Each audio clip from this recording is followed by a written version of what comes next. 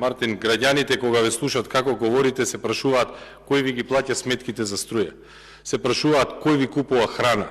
Се прашуваат дали ви излегувате од дома, дали одите да набавувате храна. Факт е дека немале. Факт дека тоа е пораст.